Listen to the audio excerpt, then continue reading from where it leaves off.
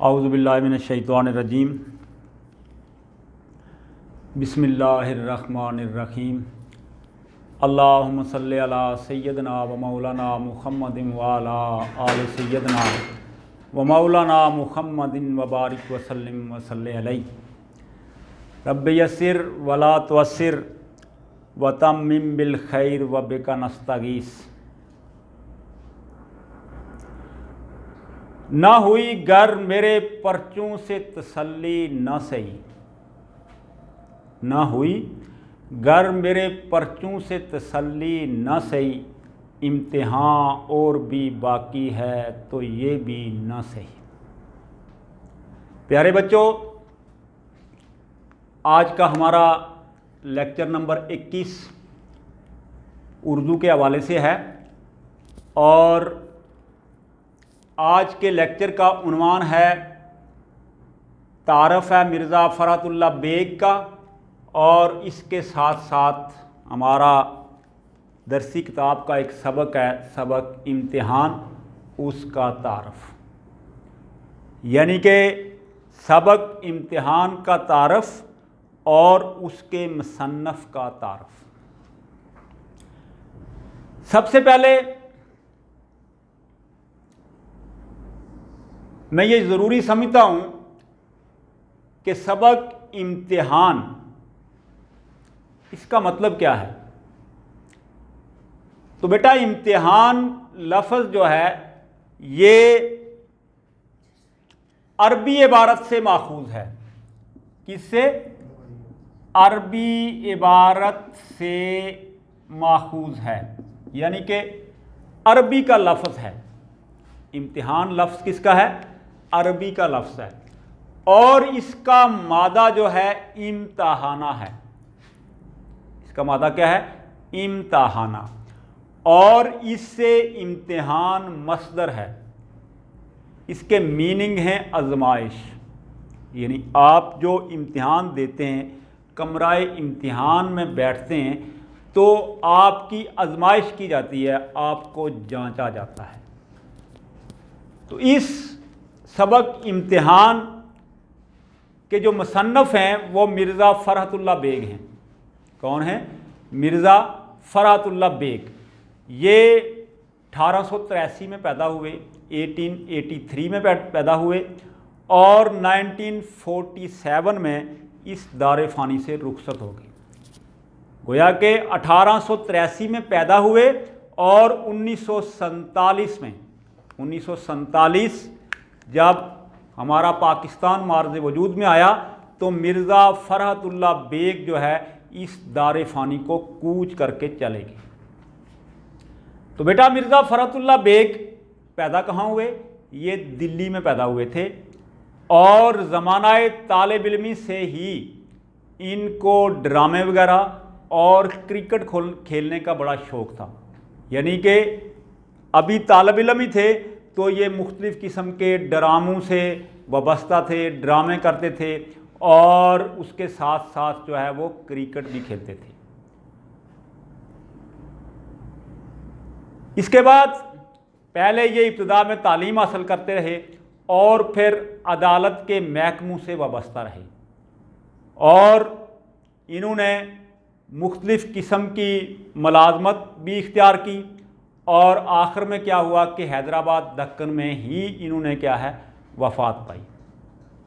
इनका जो तरीक़ा था वो इंतहाई सादा और पुरलुत्फ़ था, और छोटे छोटे फ़िक्रों में ये क्या करते थे, लिखते थे, ताकि आम फेम आदमी को भी इनकी समझ आ जाए।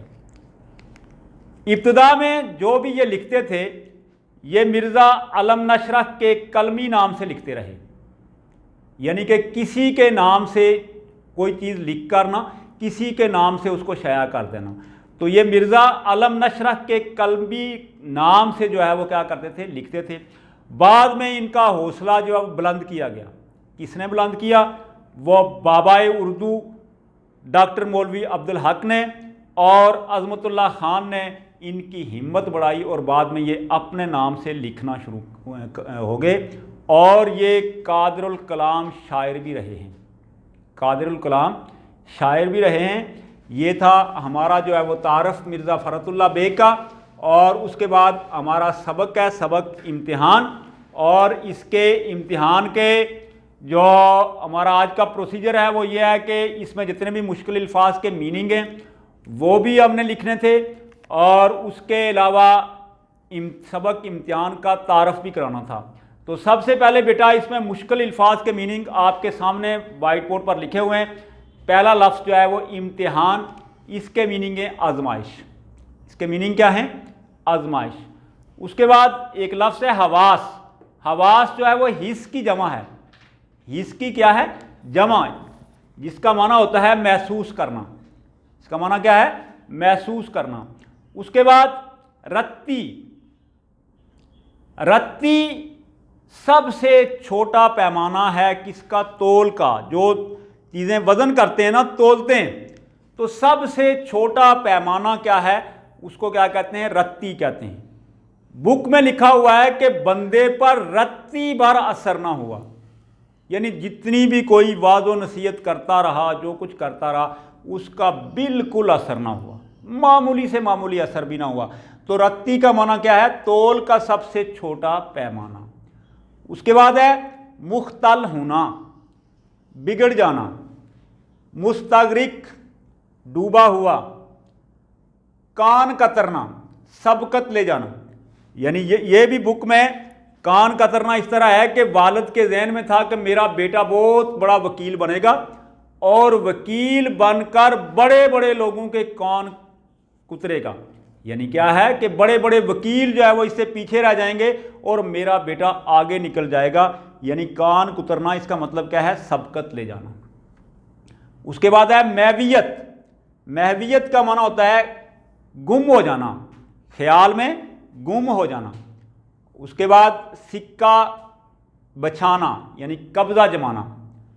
इमदाद गैबी, गैब से मदद मिलना। इंदल मौका, मौके पर। बेड़ा पार होना, कामयाब होना। कल्बी नफ़रत, इसका मीनिंग है दिली नफ़रत। नादिम, शर्मिंदा। अश्क शोई, तसल्ली देना, किसी के आंसू को पूंछना और आंसू पूंछ कर उसको तसल्ली देना। ये मुश्किल अल्फाज के मीनिंग थे। इस सबक इम्तिहान में जितने भी लफ्ज़ हैं मुश्किल, उनके मीनिंग जो है वो आपके सामने लिखे हुए हैं। इनको अपनी नोटबुक पर लिख लें। उसके बाद आगे चलते हैं। हमारा आज का जो सबक है वो सबक क्या है? इम्तिहान। इसके अहम नुकात, इसमें क्या क्या चीज़ें जो है वो बयान हुई हैं। तो सबसे पहला ये है कि इम्तिहान की सूरतें। बेटा ये आप जब इस लेसन को पढ़ेंगे तो देखेंगे कि मुसन्नफ़ जो है वो ये कहता है कि लोग जो है वो इम्तिहान के नाम से घबराते हैं, परेशान होते हैं। आप भी मुमकिन है इम्तिहान का नाम लेकर परेशान होते होंगे या मुसन्नफ़ का साथ देते होंगे, दोनों में से एक ही सूरत हो सकती है। बहरहाल मुसन्निफ़ कहते हैं कि लोग इम्तिहान के नाम से घबराते हैं। मेरे क्लास फेलोज़, मेरे हम जमात लोग जो हैं वो इम्तिहान के नाम से घबराते हैं और मुझे उनकी घबराहट पर हंसी आती है। हंसी क्यों आती है? इसलिए हंसी आती है कि इम्तिहान में दो ही तो सूरतें हैं, दो ही तो सूरतें हैं, एक यस या नो, पास या फेल, पास या फेल, दो ही सूरतें हैं। या पास हो जाऊंगा या फेल हो जाऊंगा। इस साल ना सही तो अगले साल सही, अगले साल ना सही तो उससे अगले साल सही। तो वो कहता है कि इम्तिहान में दो ही सूरतें हैं, पास या फेल, या पास हो जाऊंगा या फेल हो जाऊंगा। तो इसमें परेशान होने की ज़रूरत नहीं है। उसके बाद दूसरे नंबर पर वो कहते हैं कि जमात से गैर हाज़िरी। असल हर वालिद की, वालदा की ये शौक़ होता है कि मेरा बच्चा जो है वो पढ़ लिख कर बहुत बड़ा अफसर बनेगा। बहुत बड़े बड़े ख्वाब जो है वो देखे जाते हैं। इसी तरह मुसन्नफ़ के जो वालिदैन थे वो भी बहुत बड़ा ख्वाब देख रहे थे। वो ये सोच रहे थे कि हमारा बेटा जो है वो लॉ क्लास में पढ़ रहा है और मुस्तकबिल में बहुत बड़ा वकील बनेगा और बड़े बड़े वकील जो है वो इससे पीछे रह जाएंगे। वो इस ख्वाब को देखकर उन्होंने इसको लॉ कॉलेज में दाखिल कराया कि हमारा बेटा जो है वो बहुत बड़ा पढ़ेगा लिखेगा, लेकिन मुसन्नफ़ का माइंड जो है वो कुछ और था। उसका माइंड क्या था, एक आवारा बच्चों की तरह आवारागर्दी करना। वो क्या करता था कि पूरा दिन बाहर दोस्तों के साथ टहलता रहता था, फिरता रहता था, गप्पें हाँकता रहता था, होटलों के मनाजर जो है वो देखता रहता था, और जमात से मुसलसल गैर हाज़िरी उसकी होती थी। असल में बात क्या थी कि हाज़िरी लगाने वाले जो मुंशी साहब थे उनके साथ भी इसकी यारी दोस्ती थी, उनसे राब्ता था। रजिस्टर पर हाज़िरी जो है वो कंप्लीट थी, हाज़िरी लगती रहती थी, और 5-10 मिनट के लिए कमराए उसमें पढ़ाई वाले कमरे में क्लासरूम में दाखिल हो जाता था, और वहाँ हाज़िरी लगवा के लेक्चरार साहब जो हैं, पढ़ाने वाले साहिब जो हैं, वो अपनी पढ़ाई में मगन होते थे, अपने काम में मगन होते थे, और ये वहाँ से खिसक जाता था और पढ़ता नहीं था, और जमात से मुसलसल क्या होता था, गैर हाज़िर रहता था। तीसरे नंबर पर क्या था कि दिखावे की पढ़ाई। घर वाले जब ये घर आता था शाम को, आके रोजाना का रोना, मामा मेरे लिए पढ़ाई की जगह सही नहीं है, यहाँ पर गप्पें हाँकी जाती हैं, बच्चे रोते हैं, मेरे लिए अलग सा कोई कमरा होना चाहिए, अलग जगह होनी चाहिए जिस जगह पे बैठकर मैं यकसुई होकर यकसुई के आलम में मैं क्या करूं कि पढ़ाई करूं। रोज़ाना का यही रोना होता था। और मैं बहुत मेहनती हूँ, बहुत मेहनत करता हूँ, दिलचस्पी देता हूँ। होता ऐसे है कि माँ ने क्या किया कि अपने बेटे के लिए, हर माँ अपने बेटे के लिए कुर्बानी देती है, अपने कमरे को कुर्बान कर दिया, अपने कमरे को कुर्बान कर दिया। और माँ ने कहा कि क्या कि मैं क्या है अपना कमरा जो है वो आपको दे देती हूँ और वहाँ बैठकर आप पढ़ाई करें। हुआ ऐसे कि उस कमरे में मुख्तलिफ किस्म की विंडोज़ थी और विंडोज़ पर शीशे लगे हुए थे। अब बाहर से अंदर जो है वो बाआसानी, जब अंदर लाइट जल रही हो तो बाआसानी नज़र आता था कि बंदा क्या करता है। हुआ ऐसे कि इसने उन शीशों पर अखबारात लगा लिए, अखबारात से वो बंद कर दिया ताकि बाहर से अंदर नज़र ना पड़े। अगर जब ये कमरे में इंटर होता 7-8 बजे ही सो जाता, और अगर दरमियान में रात के दौरान किसी वक्त कोई आदमी आके दरवाजे पर दस्तक देता तो पहली बात कि इसने दरवाज़ा नहीं खोलना, क्योंकि सोए हुए आदमी को तो पता ही नहीं होता। अगर ये इसको आवाज़ दस्तक की आ भी जाए, दरवाज़ा खोले तो बड़े गुस्से के आलम में ये कहता कि पढ़ाई के दौरान जो है वो मुझे डिस्टर्ब ना किया करें। अल मुख्तर मेरी पढ़ाई में क्या होता है, खलल पैदा होता है, ऐसे होता है, ऐसे होता है, पूरा वक्त जो है वो ऐसे ही गुजार देता। अब हुआ ऐसे कि 2 साल लॉ क्लास के उस कॉलेज के गुजर गए। अब परेशान हो गया कि भाई मैंने तो अब इम्तिहान भी देना है। उधर से वालिद साहब को ये कह दिया, उनको ये कहा कि मोहतरम मेरी तैयारी सही नहीं है। वालिद साहब को इस बात पर घमंड था कि मेरा बेटा मुसलसल कॉलेज में जाता है, उसकी हाज़िरी कंप्लीट है, लेक्चर लेता है, रात को पूरी रात जो है वो पढ़ाई में महव रहता है, तो ये कैसे हो सकता है।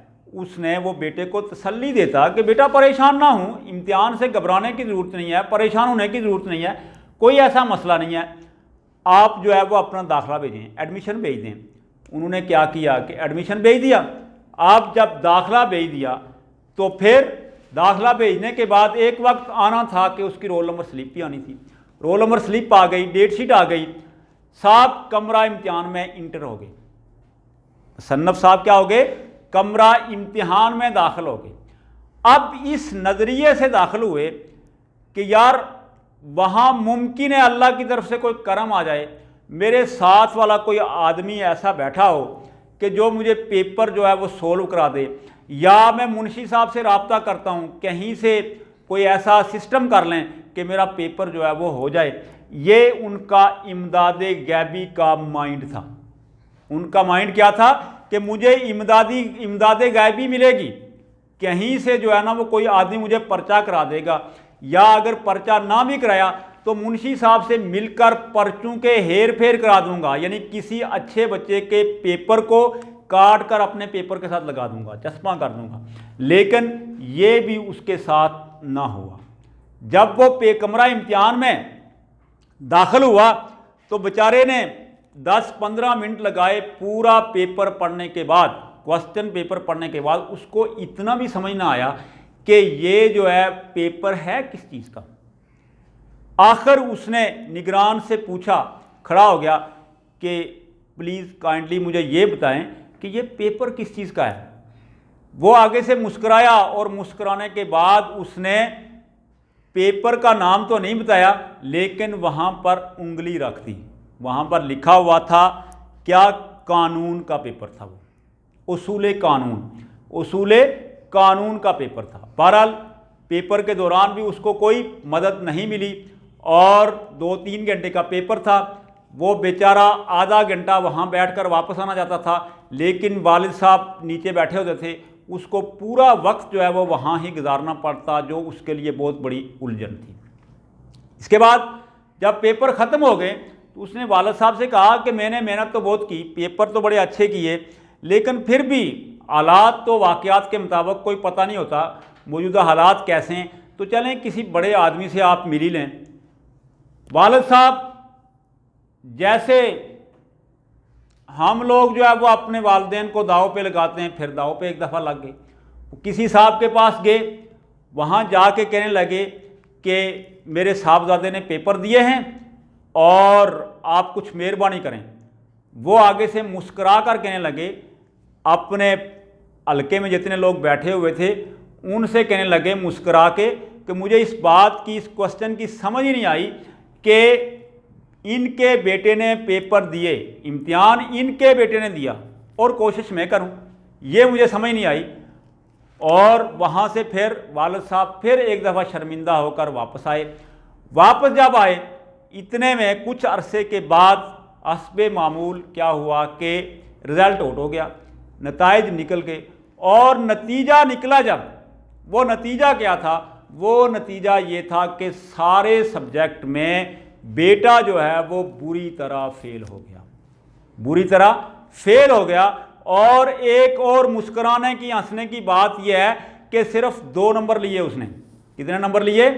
2 नंबर। वो पता नहीं किसने खुदा तरसी करके उसको जो है वो 2 नंबर दे दिए। और फिर वालिद साहब, बेटे ने फिर रोते हुए अपने वालिद को बताया कि मेरे साथ जो है वो ज़्यादती हुई है, मेरे पेपर बहुत अच्छे हुए हैं। तो बाप ने जो है वो क्या किया कि उसको तसल्ली देते हुए कहा कि बेटा इस साल ना सही तो अगले साल सही, आपने मेहनत की, हमेशा जो है वो किसी का दाव नहीं चलेगा, ये बेईमानी हमेशा नहीं चलेगी, इसलिए आप एक दफ़ा फिर क्या करें, मेहनत करें। तो ये था आपका बेटा सबक, जिसके ये 8 नुकात हैं। ये आप अपनी नोटबुक पर लिख लें। आप अपनी नोटबुक पर ये 8 नुकात जो हैं ये लिख लें, और ये आपको इसका खुलासा याद करने में भी आसानी पैदा करेंगे और अच्छे तरीके से। लेकिन इससे हमें जो सबक मिलता है इस पेपर से, आपके लिए और मेरे लिए सबक क्या है? वो सबक ये है कि मेहनत करोगे तो कामयाब होगे, अगर मेहनत नहीं करोगे तो नाकामी आपके कदम चूमेगी, कामयाबी कभी कदम नहीं चूमेगी। ना इम्तिहान हाल में आपकी कोई मदद करेगा, ना कोई निगरान आपकी कोई मदद कर सकता है, और ना कोई स्टूडेंट आपकी मदद कर सकता है। आपके काम में वही चीज़ आने वाली है जिसकी आप खुद मेहनत करेंगे। लैसा लिल इंसान इल्ला मा सा, इंसान को वही मिलता है जिसकी वो कोशिश करता है। तो इसको अच्छे तरीके से याद करना। अल्लाह हाफिज़। अल्लाह आपका निगहबान रहे।